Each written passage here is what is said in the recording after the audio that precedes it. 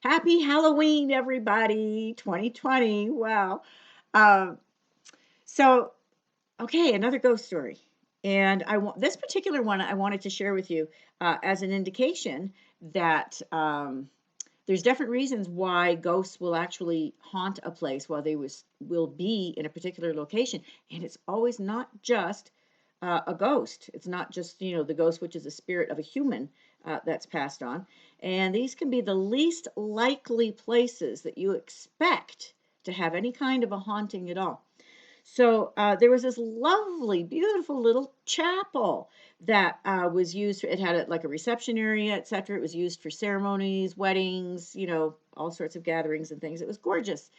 And in this chapel, they also had the bridal suite for the bride to get dressed, for the wedding.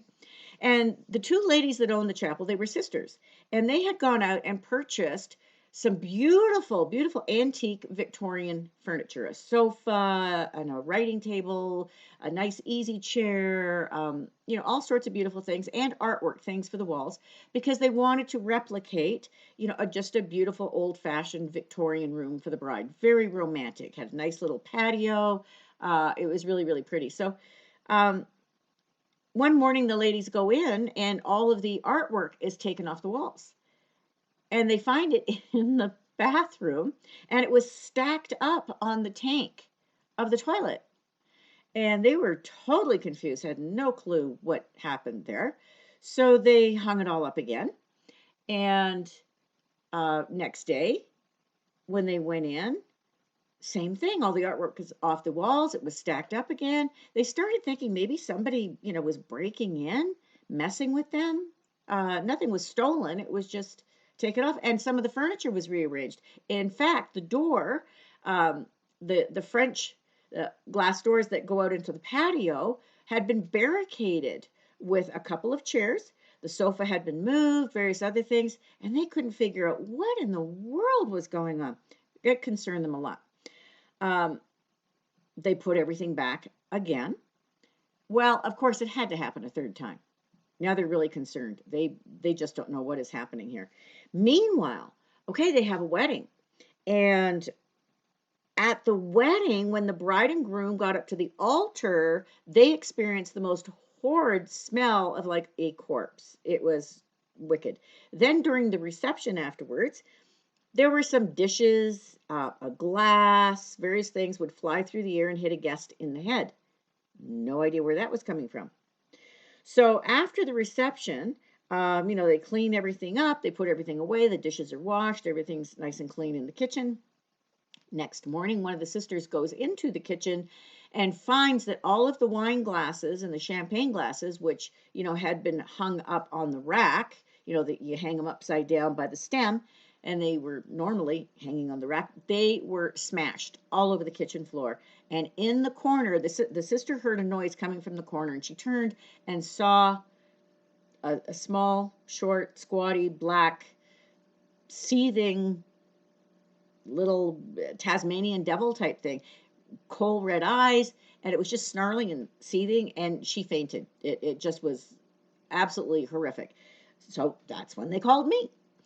So in I go and have to do a clearing to get rid of this little monster. So one of the things is to realize is that even though this place was, sacred, it was a chapel. There were services performed, prayer services, etc. These beautiful weddings. That when you have people, when you have gatherings and people come in, entities can attach to a person, and they can go into a place and then they can choose to stay. There are churches that are haunted because there are these beings that do enjoy moving into these places just to see if they can wreak havoc and take over what would be a sacred space. So clearly, someone probably that was part of the reception for the wedding brought in one of these negative entities with him or her, and it chose to stay and wreak havoc.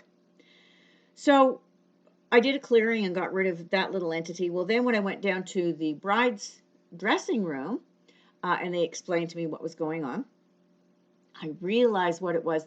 I found that there was this beautiful, beautiful lady, a ghost of a lady who had lived several years before, and the furniture they purchased was hers. The sofa, the writing table, the chair, everything belonged to this lady.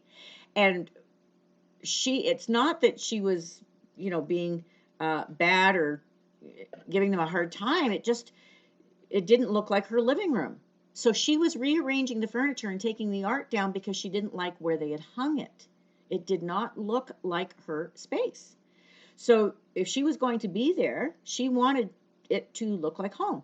So I brought the ladies in and said, now, we let's have a little introduction here, and you have a conversation with this lady. Let her know that you meant no harm and that you really do want to arrange the bridal suite the same way that it would have been in that lady's time, and ask for her help.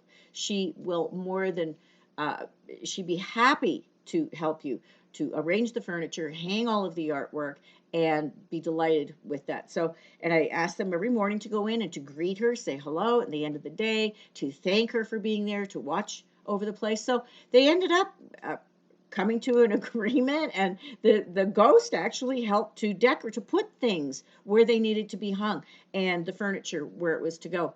So they ended up with a delightful relationship. So it was really quite interesting. Here it was, this beautiful little chapel, and we had two completely different hauntings, entities there at the same time. So, so just be aware yourself if you feel any kind of strange vibes, strange feelings in your house, your own space. Somebody could have brought something into your house. It's very, very possible. You can clear that just by having things that mean something to you, things that are holy, things that are sacred or spiritual, that connect you to Creator, to a higher power, a higher being. And if it's a Bible for you, great. Have a couple of Bibles around, crosses, if that works for you. You can burn sage. You can use candles, say prayers. Um, but whatever it is that connects you with a higher power, a higher being, that will help to clear your space. So keep that in mind, and happy Halloween. Bye.